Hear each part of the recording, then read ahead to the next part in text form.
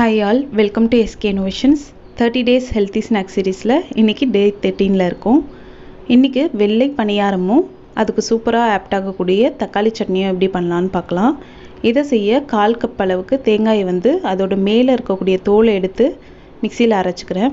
கூடவே ஒரு 4 table spoon அளவுக்கு சாதம், நம்ம நார்மலாக வடிச்சிருப்போம் இல்லைங்களா, அந்த சாதம், அதோட 1 டீஸ்பூன் அளவுக்கு சர்க்கரை சேர்த்து தண்ணி விட்டு நல்லா ஃபைனாக அரைச்சிக்கிறேன்.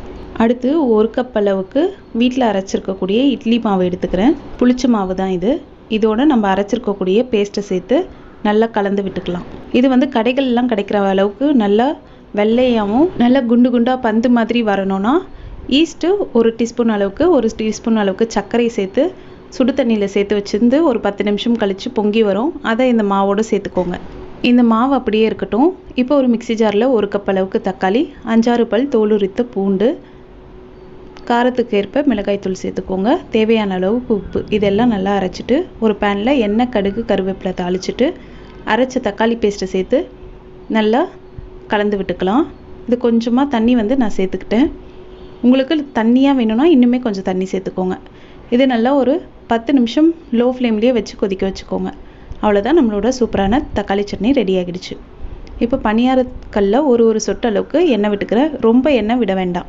நம்ம ரெடி பண்ணி வச்சுருக்கக்கூடிய மாவு இதில் விட்டு மீடியம் ஃப்ளேமில் வச்சு 1 நிமிஷம் வேக வச்சுக்கலாம். 1 நிமிஷம் வெந்ததும் இதை திருப்பி விட்டு இன்னொரு சைடும் 1 நிமிஷம் மீடியம் ஃப்ளேமில் வச்சு வேக வச்சுக்கலாம். இது கூட நீங்கள் எண்ணெய், கடுகு, கருவேப்பிலை, கடலைப்பருப்பு, உளுத்தம்பருப்பு கூட தாளித்து சேர்த்துக்கலாம். ஆனால் இந்த வெள்ளை பணியாரம் இப்படியே சாப்பிட்றதுக்கு ரொம்பவே டேஸ்ட்டாக இருக்கும். இப்போ நம்மளோட பணியாரம் சூப்பராக ரெடி ஆகிடுச்சு. எந்த ஒரு ஈஸ்ட்டும் இல்லாமல், அன்ஹெல்த்தியாக எதுவும் சேர்க்காமல் ஈஸியாக நம்ம ஹெல்த்தியான முறையில் வீட்லேயே அழகாக இந்த மாதிரி வெள்ளை பணியாரம் செய்து பார்க்கலாம்.